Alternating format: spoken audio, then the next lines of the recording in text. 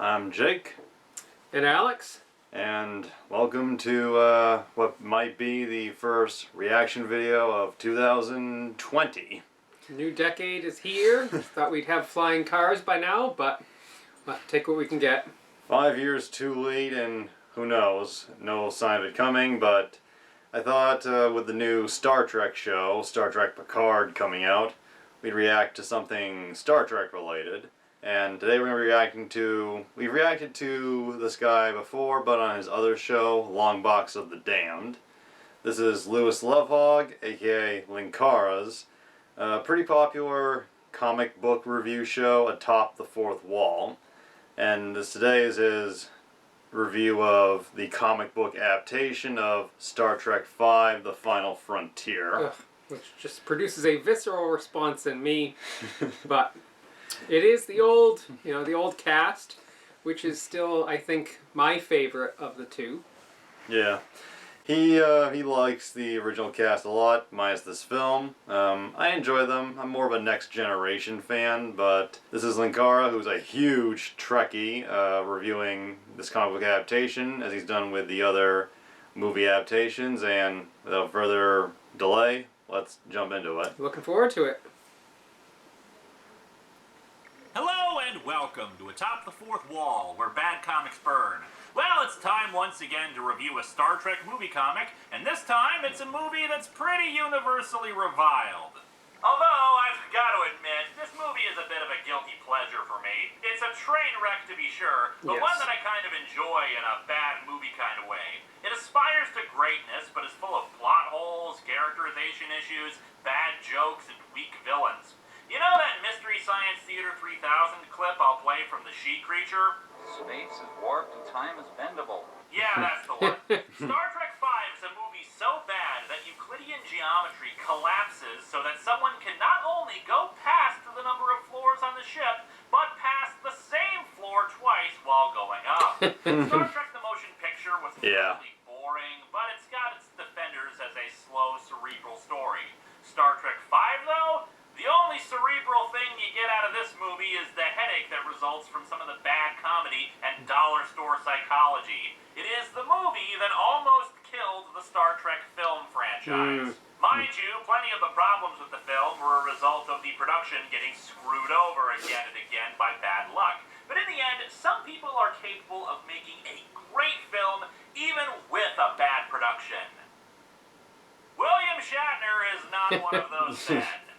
The earliest draft of the film, by Shatner himself, would have had Kirk literally fighting Satan and trying to rescue his crewmates from being taken to hell. Gotta admit though, after one more day, the idea of Captain Kirk fighting Satan? Nice. Couldn't have been worse. I won't worse. go into the film's troubled production much in this review, since it's actually pretty well documented, except to say that the effects in the finished movie were, not very good, to put it kindly. However, that just makes me more curious about this comic as an adaptation, since one of the great things about comic books is that there is no special effects budget to worry about. If an artist can conceive it and draw it, it'll be done. Plus, the condensed format of a comic book one-shot means that some of the stupider or superfluous bits might end up getting cut. By that same token, however, as we saw last time with Star Trek IV, lots of good stuff might end up getting trimmed. So let's dig into Star Trek V, The Final Frontier, and see if the comic is better or worse than the movie it spawned from. Cue the theme song. I do love the uniform.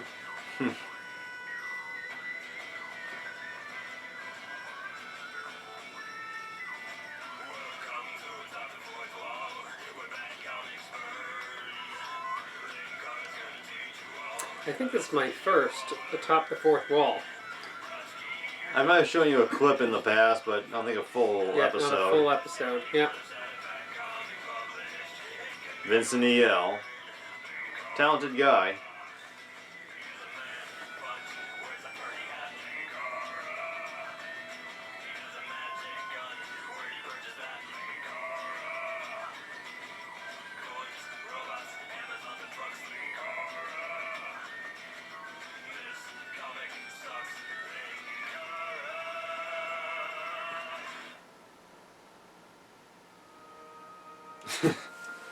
Look at that. Is this legit? Hopefully this is just his title.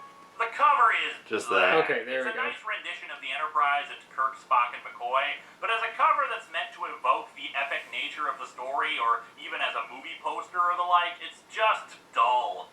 3 heads and the Enterprise. Oh, but at least we have that film strip logo coming across DC. the top and informing us that this is a DC movie special, as opposed to those movie comics that are not special. We open on the planet Nimbus 3, the planet of galactic peace, where some guy in a robe has found a bald guy in the middle of the desert and is touching his forehead. Does this bug you? I'm not touching you. Each man hides a secret pain. Yeah, no they don't. No, I don't at least. Unless you count the time I tried to eat the spicy chicken nuggets at Wendy's instead of the regular ones. These are nasty. Stick to the regular nuggets, my friends. Where did you get this power? The power was within you. In other words, the power is yours. Join my quest. I seek what you seek. Rogaine. What all men have sought since time began. Affordable car insurance. The ultimate knowledge. But to find it, we'll need a starship. Now, you might be wondering how the hell I got to a different planet without a spaceship, but don't worry. I move by the power of plot convenience. We cut to Yosemite National Park and the mountain El Capitan. We finally get a movie comic without a big poster as the title page, instead letting a Star Trek V, The Final Frontier, be written along the side of the mountain while Kirk free solos it. The time, Stardate 8454.1. Do you know where your children are? The situation, self-explanatory. Ah, so Kirk was fighting against a lizard monster and is clinging to the side of the mountain because he was knocked over. What? You said it was self-explanatory. There are a number of reasons why this could be happening.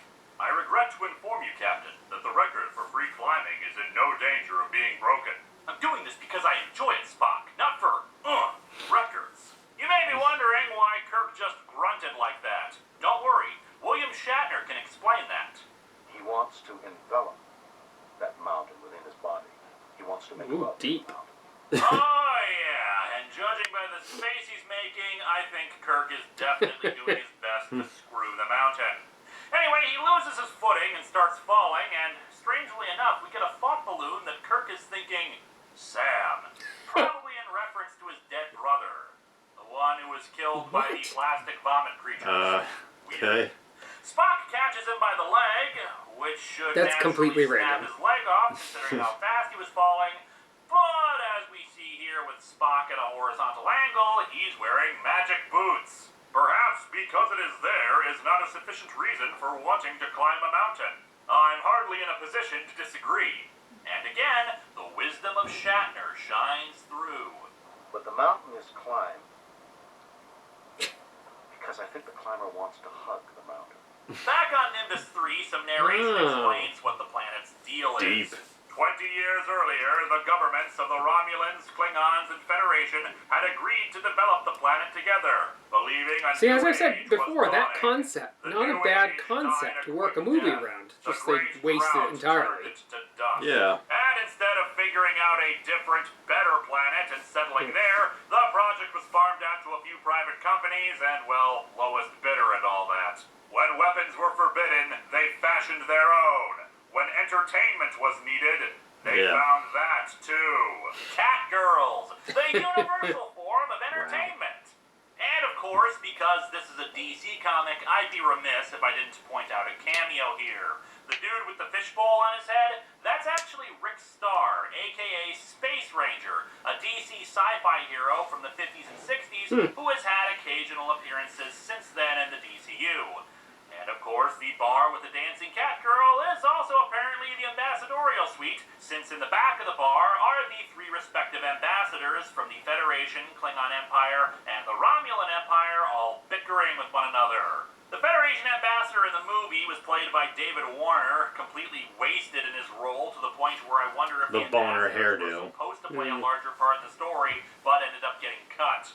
Anyway, the guy from before and his forces storm the bar, and subsequently the town the bar is located in, and quickly takes the ambassadors prisoner. And only in 3 panels, no less.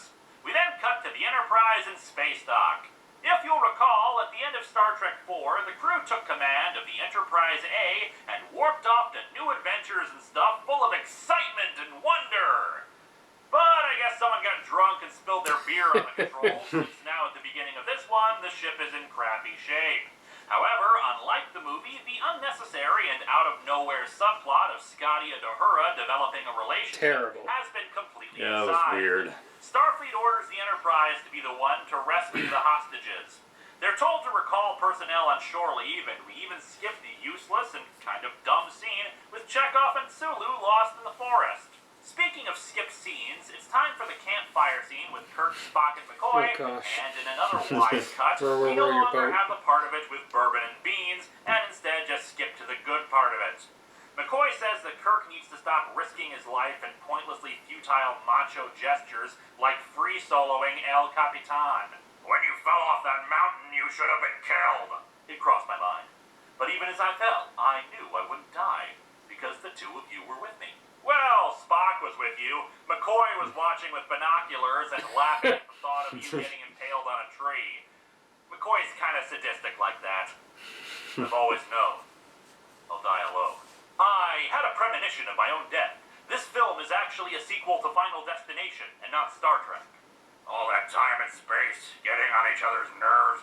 And what do we do when shore leave comes along? We spend it together.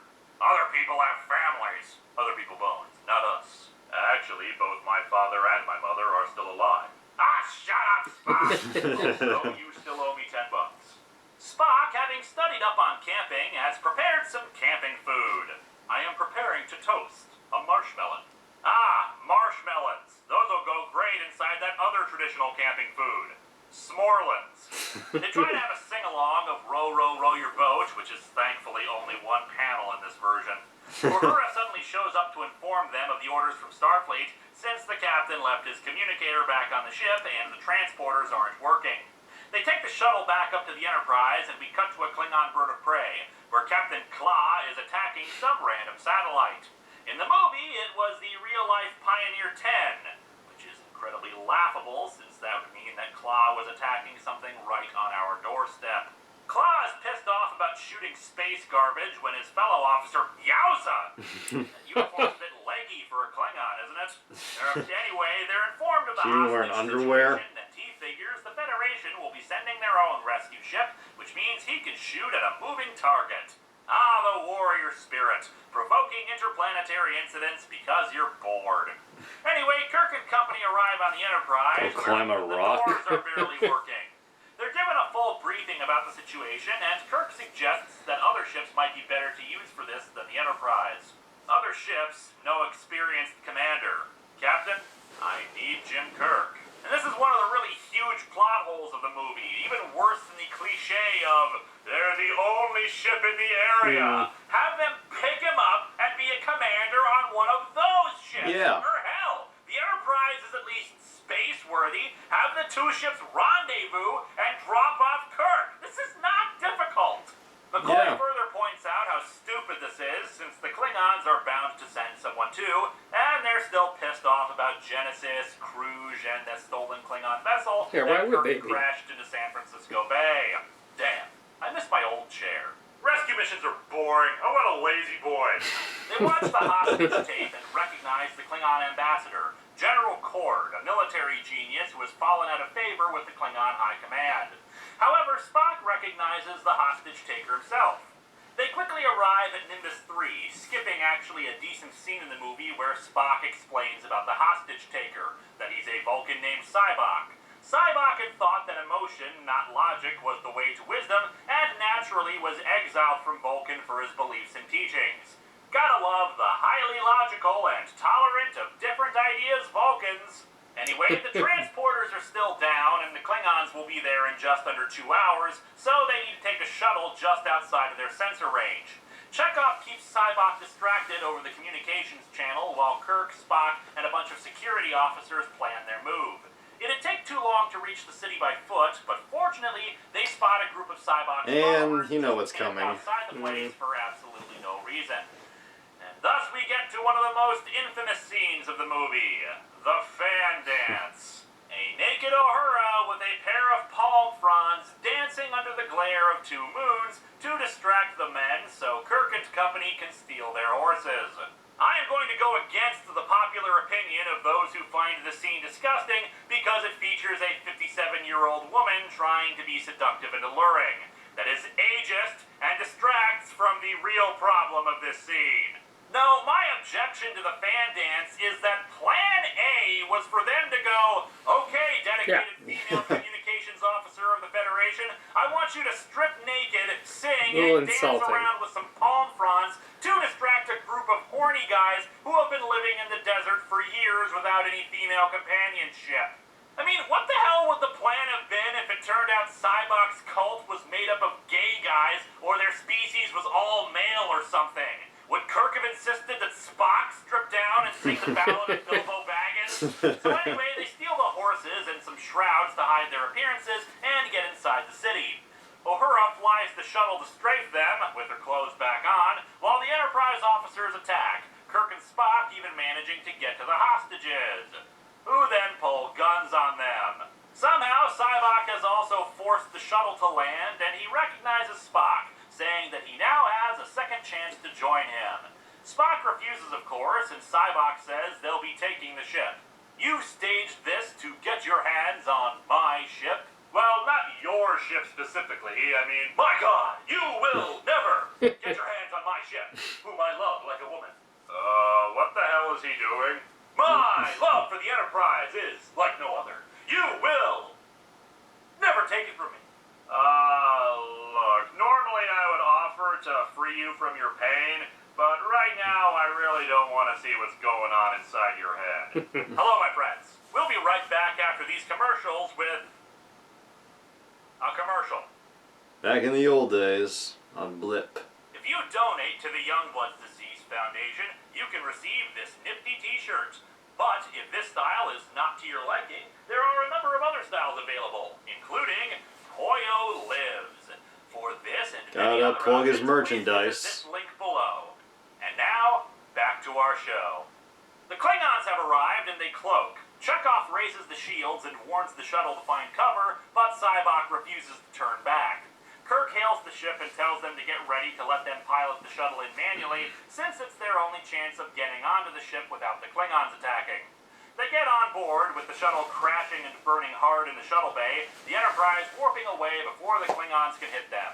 After the crash, Kirk and Sybok are struggling, and Spock gets a hold of a gun. He orders Sybok to surrender, but he refuses. Spock, you can't stun me with that weapon, and I've always been stronger than you. I'm afraid you'll have to kill me. Oh, God, my God! Or logically, I could shoot you in a place that is not fatal. But no, despite Kirk ordering him to shoot, Spock can't bring himself to do so, and Sybok's followers are quickly able to take the ship, with only Scotty seeing that something's going down.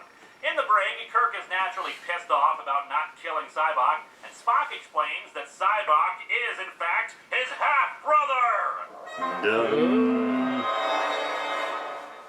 Sybok's mother was a Vulcan princess because, being a society dedicated to logic, they still have arranged marriages and a monarchy, apparently. Sybok and Spock were raised together after said princess died. And naturally, this has never been brought up before, ever. Yeah. It's here where we get Sybok's backstory, but I still say it would have made more sense to do it after Spock recognized him from before, even if he omitted the part about being his brother.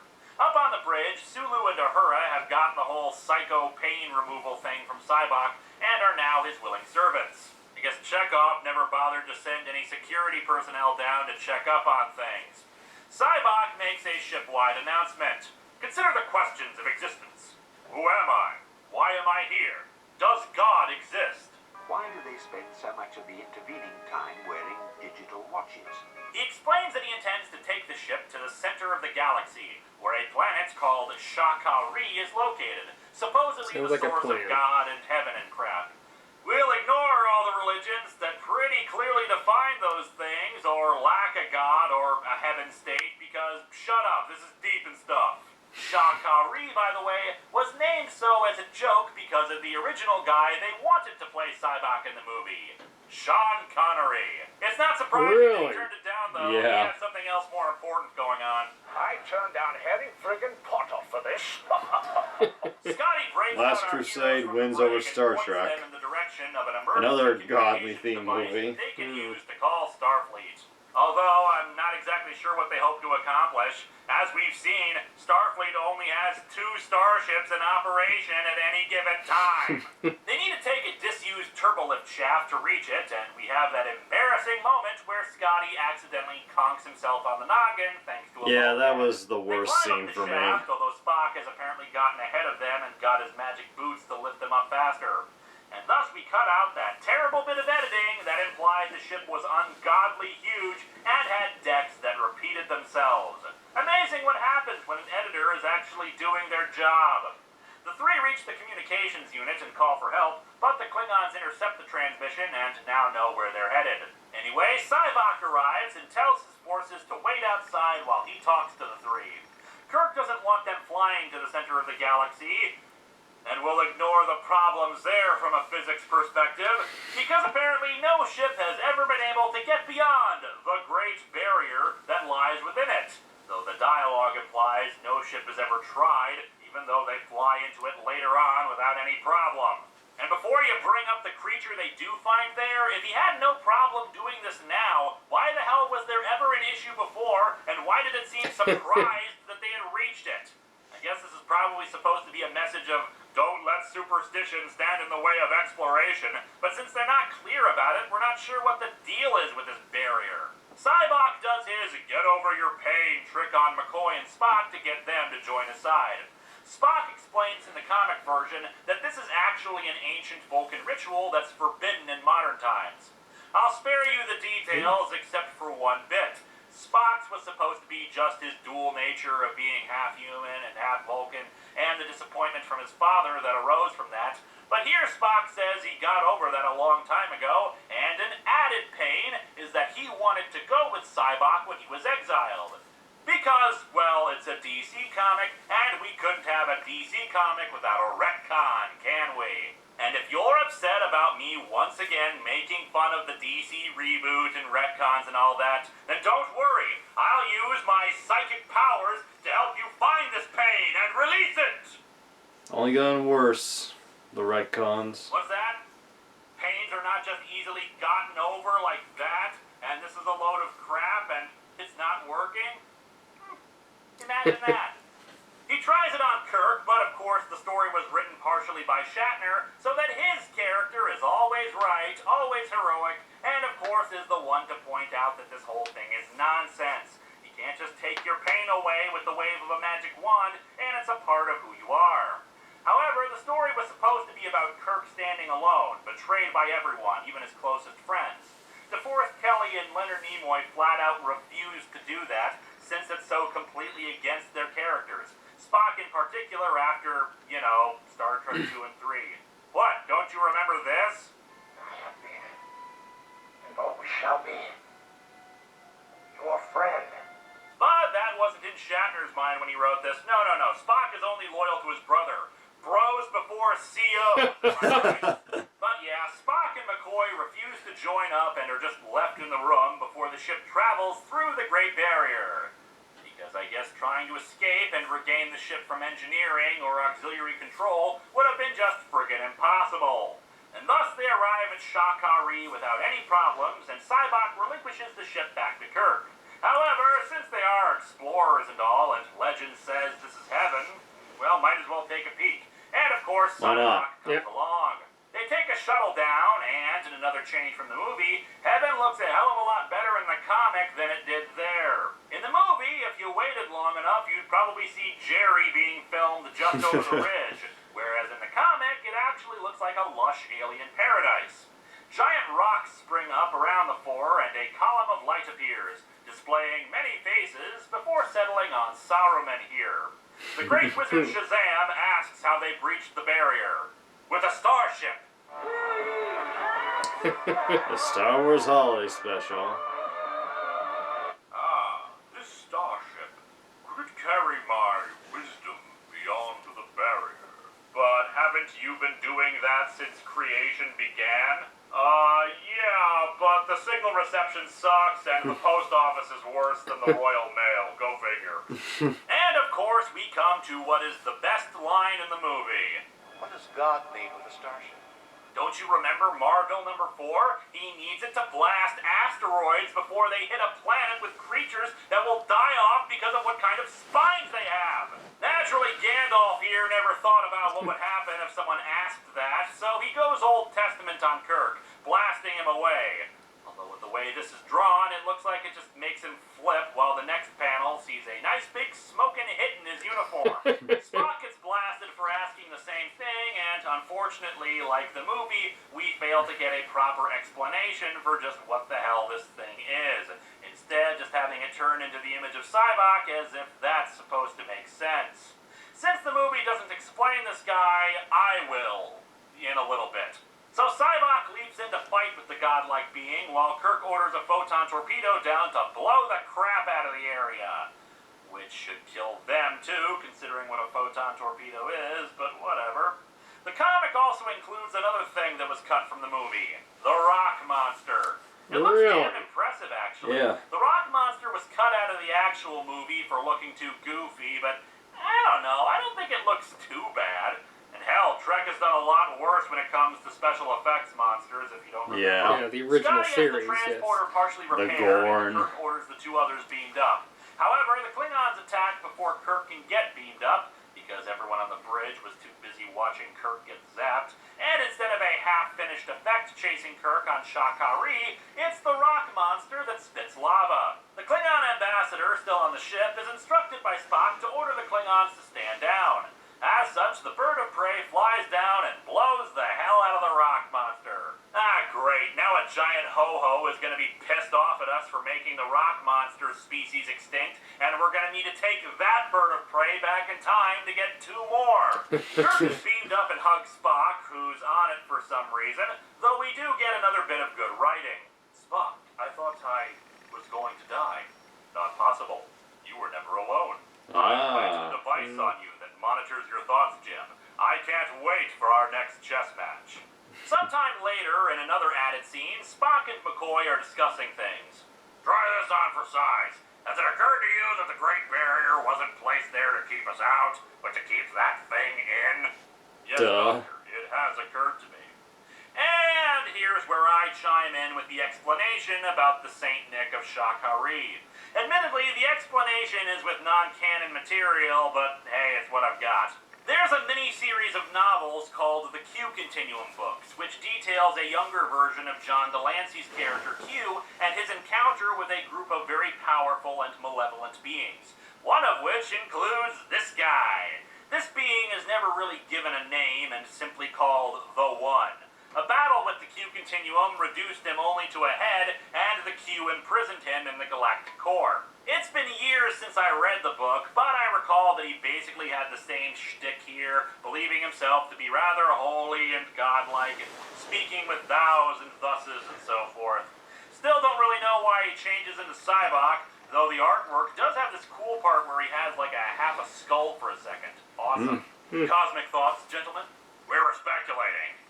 God really out there? And does God get bored and decide to grant superpowers to idiots so the idiot can have sex with women and just be an asshole? Because that would be really dumb. I forget what he's Spock says he was referencing. thinking of Sybok, though despite there being this huge area of white that they could have put it in, they left out where he says that he lost a brother. Which leads into Kirk stating that he's lost 2 brothers, but that he was lucky to get one back. Isn't that sweet? Yeah, that was changed from the movie where he failed to acknowledge his actual brother who died. Also, I know the With a reflection is mustache. supposed to show off said brother, but the position just makes it look like this is actually Kirk's mustachioed stunt double in the shot. And so our comic ends with Kirk, Spock, and McCoy back at the campfire and singing Row, Row, Row Your Boat. This comic sucks, for the most part. It still has a lot of the same problems as the movie in terms of its worship of Kirk's character and, well, most of the major plot holes, but it's actually a lot better than the movie. As I said before, a lot of the extraneous scenes got cut out or were shortened to get to the point, and as a result, some of them were vastly improved as a result. It's still not a great story, since nothing actually is accomplished aside from Spock's brother dying, but hey, it's an improvement depends on the movie, and when it comes to Star Trek V, you gotta take what you can get. Oh yeah, and I guess a lot of people are still stranded on Nimbus 3, but hey, whatever. Let's go camping free. instead of worrying about those losers.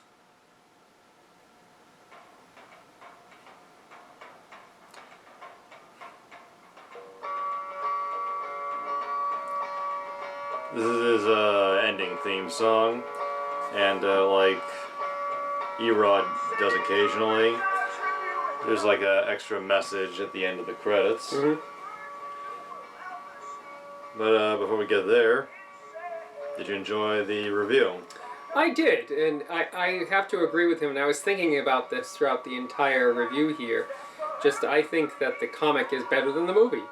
There's a lot of extra details inside of the comic that apparently were cut out of the movie that I think would have improved the movie if they had been left in. But just overall, I don't think we can judge the comic by the lack of plot in the actual movie. So for just depicting this story, which was the point of the comic, I think it did a good job, and I think it improved upon the source material. So if a comic can do that, then I think the comic as a standalone product was very good. They did the best of what they could, which sounds like the case here. And before we go forward, here's the extra notes he puts at the end of his end credits. Yeah, I know, in one shot the white costume piece is twisted. Plot hole, I don't know. Burned himself. Putting God in the galactic core was a bad idea anyway. The gatekeepers and the Pan Yuri will activate the 0-point energy drive, and Headboy is going to be the first to get destroyed when the new galaxy starts forming. And if you understand any of that, I just went a long way to make a schlock mercenary reference. Sometimes my humor is just as forced as Star Trek V. Yeah.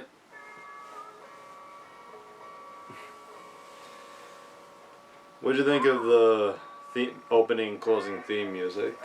They're pretty low tech, but I mean, it definitely is part of his style. So I think you said it was an earlier adaptation, right? You sing it. The words aren't important. What's important is that you have a good time singing. Oh, I am sorry, Doctor. We'll be having a good time.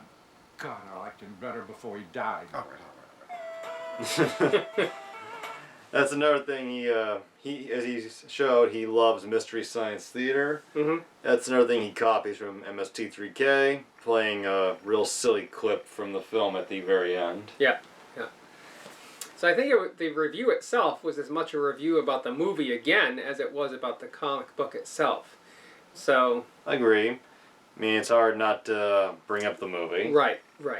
And like I said, I've seen Star Trek V, and I don't hate it as much as you do. I do think it's bad, but I can watch it in a laugh at how bad it is kind of way. Yeah, I can't even stay awake through the whole thing anymore. There are some parts of the movie that I think were good ideas, but they belonged in something not Star Trek. Like William Shatner said he made the film as a bit of commentary on the televangelist wave of the 80s. Which is a stretch. But some of the ideas could have worked, just not here. Yeah, well, they had it right in front of them. The Klingon, the Romulan, the Federation interaction, both on the planet and in the end scene at there, at least with the Klingons and the Federation. I mean, they had it right there, and they just kind of let it slip away. Yeah, it's just 3 drunk people smoking, and at the end, I guess the human and the Romulan hook up, and the Klingon apparently wins over the guy who was trying to kill Kirk, despite him being disgraced. But the whole storyline, the whole main plot was thoroughly unnecessary. That's a pretty big issue to have with a film, and I guess by proxy the comic book. But that's the main issue. Yeah, Completely unnecessary and random. Yeah, the whole story of Star Trek V, like 2, 3, and 4 are like a continuing story, and Star Trek VI holds a lot of significance. But the 5th film, you could skip this one entirely and nothing is missed. Yep. I'm so glad that they made the 6th one, which kind of redeemed the original series of movies and kind of put a nice little bow on it. It's a good way to close out the original cast. Yeah. And I like Lewis Lovhaug a lot. I started watching Atop the Fourth Wall maybe 5 years ago.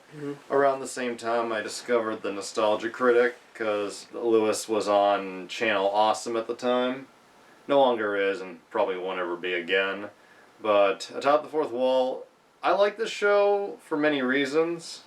One of them is I'm not a comic book guy for the most part. I've read a few, but Same. Yeah. the format's, it's hard for me to really get into reading it with the still frames pictures. But even though I'm not a big comic buff, watching this show got me to respect and appreciate the medium in ways I never did before. Sure, I think he pays, the medium at least, a little homage there with his treatment of the comic book. Yeah, and he's been a comic buff since he was like a young kid. Mm-hmm. And you saw he has a big collection in the opening credits. Some of which he's reviewed, some of which is yet to be reviewed. And despite the lyric of his theme song, "We're bad comics, burn." I think he's only burned 3 comics. I can't remember all of them. I know one of them was Frank Miller's Holy Terror. It's the comic where a Batman ripoff fights and kills Al-Qaeda members. Oh. It was a pretty angry comic. Mm-hmm. He's also reviewed adaptations of Star Trek, all the original movies, and he did review the adaptation of the Generations movie and First Contact, which I liked a lot, and he saw he was wearing the same type of uniform Kirk wears. Yeah, yeah. When he reviewed the Generation stuff, I think he also wore The Next Generation uniform. Yeah, and Yeah. then there was that period where they started wearing all gray. Yeah. He wears that like as the timeline progresses. Oh, nice. And he also did reviews of comics based on the TV shows. Next Generation, Voyager, Deep Space Nine. He really loves his Trek. Oh, And worthy? I think I read that Lewis's favorite TV shows are Next Generation and something Star Trek. He said at one point he likes Deep Space Nine probably the most, and the Doctor Who franchise. Sure, I like that opinion because I think Deep Space Nine kind of went back to the roots, the exploration roots, being on the edges of the universe there. So I kind of like that. His least favorite Star Trek is Voyager, which I've seen a few episodes of Voyager. My mom loves that show, and she'd watched it a lot when I was growing up. But I haven't seen enough to have much of an opinion. Just, I know that they're trapped and trying to get home. And a lot of people love Captain Janeway. Lewis thinks she's the worst Star Trek captain. She might be a little flat, but...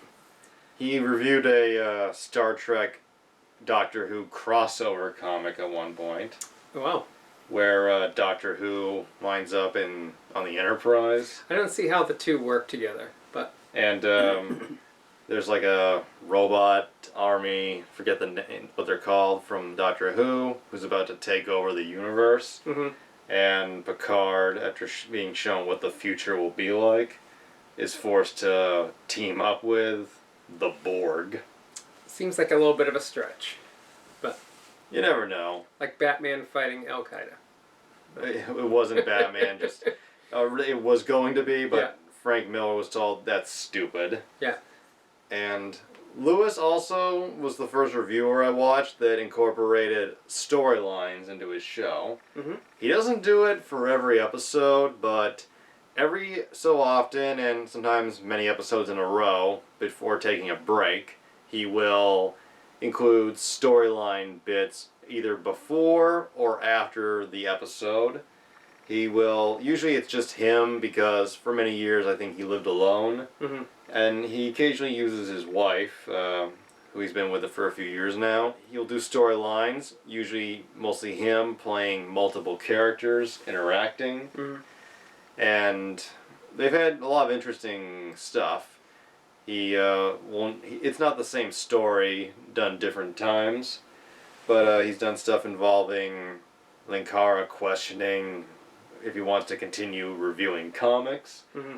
And as they say in the theme song, he's got a magic gun. And that's actually a big part of the show. You see, it's a toy, but he puts in effects to make it look like it's shooting. Mm-hmm. And there was a whole storyline I really liked where he discovers the origins of the magic gun. Yeah, and we watched some reviews before where he's teamed up with others in a storyline type of review. So Yeah, in the past with either Doug or Spoonie. Yeah. And he's really good at it. It's all by himself, but he makes it work. Kind of like Erod, he puts a lot in when he has very little, although I think he has a lot more than Erod at this point. Mm-hmm. And he's very successful, he's gotten pretty popular, and of course there's his sideshow, Long Box of the Damned. Yep. I love that a lot. Oh, yeah. I think you featured in that a couple of times. Yeah, that's part of the reason, Yeah. but I love a good horror anthology review show. And he's very talented. Sometimes he gets a little preachy in certain areas. Like, he's a pretty outspoken male feminist, and he'll call out the sexism of a story or comics, which is fair. But sometimes he gets a little weird. Mm-hmm. Like, he'll criticize the design of a female character who's drawn impossible to be real, as he puts it. Yeah. Because, like, they're really thin, big breasts, and he will make jokes like, oh, they're poor spines. Oh. And Yeah. I'm like, yeah, it's ridiculous, but, dude, it's a drawing. Yeah. It's not like it's... They're trying to sell comic books, and some of these were written in different eras. So Yeah. It's sometimes hard to judge them And, taken out of context, but... yeah, sometimes it's a marketing thing. But for the most part, he's very watchable, pretty likable, very talented. He's a great... he's very good at analyzing, Mm-hmm. very good at reviewing, and... Yeah, I really appreciated the insights that he provided here, especially of the new details that I wasn't familiar with from those cutscenes that ended up in the comic. So that was good. And the rock monster thing, that would have been interesting. Depends how it was carried out, right? Yeah. And I love the fact that DeForest Kelley and Leonard Nimoy stood up to William Shatner, and that bullshit Kirk being the only one Mm-hmm. left. Yeah, that was an ego trip, I think, right from the start. And that's all I really gotta say about the movie and the comic. The comic, it has the same problems, but as far as adapting the movie, it did its job for the Yeah. most part. And I like Atop the Fourth Wall. I haven't been watching it every single week for a little bit, but I still love it and hope to catch up with it sometime soon. All right, sounds good. Yeah, I give the comic probably a B+. That if you take it away from the source material. And the show? The show, yeah, so I would go with the same. All right, B+ and A. Cool. A-. Yep. And hope you enjoy what will be one of our first, maybe the first reaction of 2020. Mhm. And we'll see you again soon. All right, enjoy.